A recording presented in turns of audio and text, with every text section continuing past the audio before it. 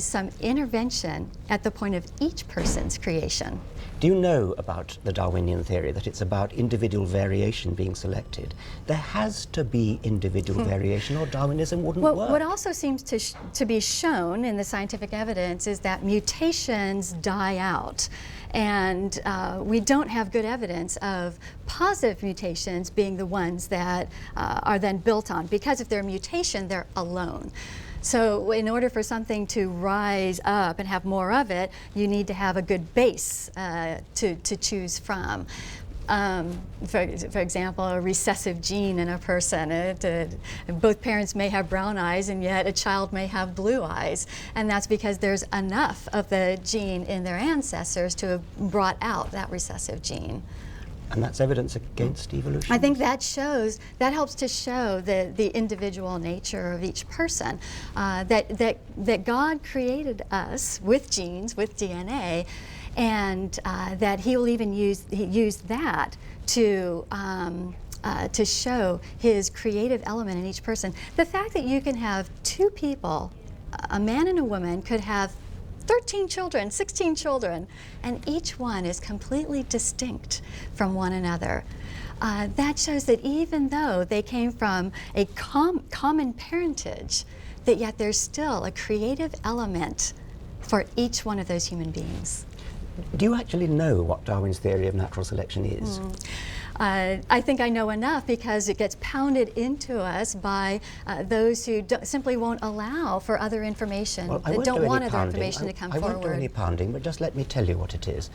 There is individual variation. Every individual, apart from monozygotic twins, is different from every other individual. That's absolutely fundamental to the Darwinian theory. Now, what happens is that among that variety of individuals, some survive better than others, some reproduce better than others. That's how we get evolution.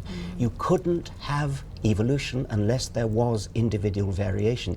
You must not keep thinking that because there's individual variation, that's somehow evidence against evolution. So I come back to you, and why do you reject the idea that there is a creator who's involved in the creation of human beings, whether it was the initial creation and then he left, or is involved in the creation of each human being who's ever lived on Earth? Well, as I've said, there are plenty of ways in which God could be involved in creation of the universe, even creation of life, but Darwinian natural selection demands individual variation.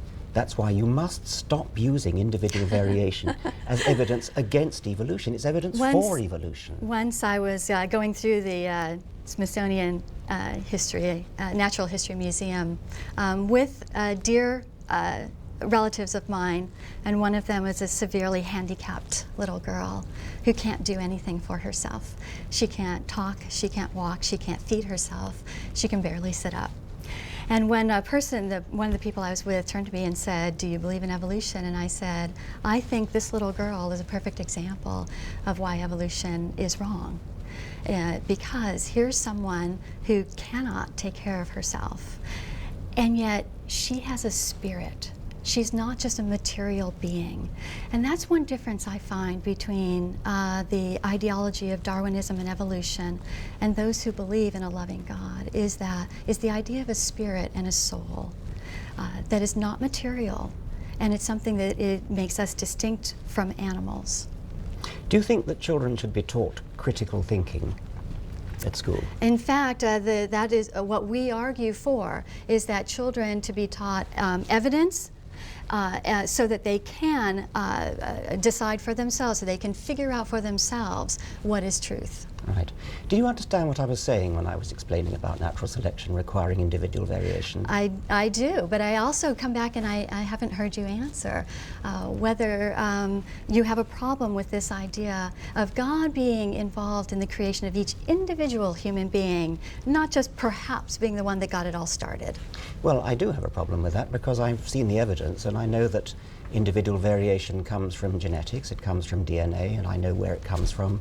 And it's a very well worked out story. It's in every textbook. I mean, we differ because we have different genes. And do you genes. Sorry, go on. Do you believe in a spirit or a soul? I believe in a spirit or a soul in the sense of my own consciousness, which is a manifestation of my neurons and my brain physiology. I don't believe I have an immortal soul, no, but that's my personal belief. And what about a disabled person who severely mentally disabled and is not able to make choices? Do they have a spirit? Are they a human being? They're a human being. They belong to the species Homo sapiens. Their ancestry is Homo sapiens, so of course they're human beings, yes. And do they have a spirit or a soul? It's not a meaningful word. I mean, they have a spirit or a soul in just the same sense as I have, but I only have a spirit or a soul in a very much different meaning than your meaning. The way I understood you to say it, it's because of your conscious, or even your consciousness, which would be different things. But for someone, though, who is not capable of making decisions, do they have a spirit or a soul? Well, if you mean somebody whose brain is so disabled that they have no consciousness at all, then they have no consciousness. I've answered your question. Well, no, because a spirit or a soul is different. That's your word. It's not a word that I acknowledge or recognize as a meaningful word. Then from what I understand you're saying, then if someone does not have the ability to be conscious, then they would not have a spirit or soul. A human placenta is a identical twin to the baby that it nourished. I don't think either of us would wish to say that it has a spirit or a soul because it doesn't have a brain. So if only a being that has a material, well, let me back up on that. It's the material, the matter, the brain, or the consciousness. Like, well, let me back there, because those are two separate things. I guess I'm confused in what you're saying, that a brain means you have a soul. A consciousness means you have a soul. But someone whose brain is not functioning, would they then not have a soul? Someone who didn't have a brain that was capable of consciousness, somebody who was a human vegetable in effect, would not have the properties that you call a soul and that I might call a soul for the sake of argument, but I don't think it's immortal. That's the main difference between us. And I think that's very key, because that then would work out in how you and I, or someone who believes like you do and someone who believes like I do, would treat someone who is in what's been called I think it's a horrible term, but a vegetative state. That we would still treat that human being as a person who's deserving of loving respect, that should be fed and cared for, even though they can't for themselves. How would you treat a chimpanzee who was in full command of her faculties? Yes, and that's where we would differ. We believe that human beings have souls, have spirits, and that animals should absolutely are cared for. That's a great teaching that comes from our beliefs that we care for animals. But we recognize that there's a difference between animals and humans, and one of the differences is a spirit. Wendy, you use the word "we" quite often for people who think like you. So would it be right that the CWA is part of a sort of wider constituency within America? Yes, we represent 500,000 ourselves, but that's just a drop in the bucket of the number of people who believe similarly. And we find that as these challenges come up, say in school districts, that there are a number of parents and families and communities who will rise up in concern over the fact that only evolution is allowed to be taught, and not the questioning of evolution. So it's quite widespread in the United States. The belief that human beings are distinct is a widespread belief in the United States. And that's remarkable, because evolution has been so heavily taught in the last number of decades.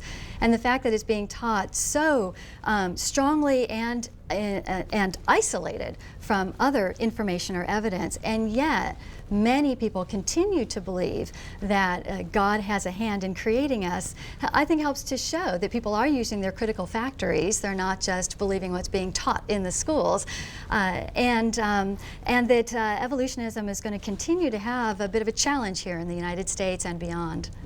I've been reading your website, and I get the feeling there's almost a feeling of sort of persecution. I mean, as though somehow you feel that the establishment in the United States is against Christianity. That puzzles me a bit, because, I mean, you know, you've got the White House, you've got the Supreme Court, you've got, well, you had both houses of Congress until quite recently.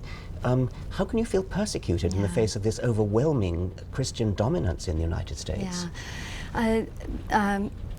many Christians have experienced the hostility toward our beliefs, but beyond hostility, the attempts to even censor and punish us for our beliefs. And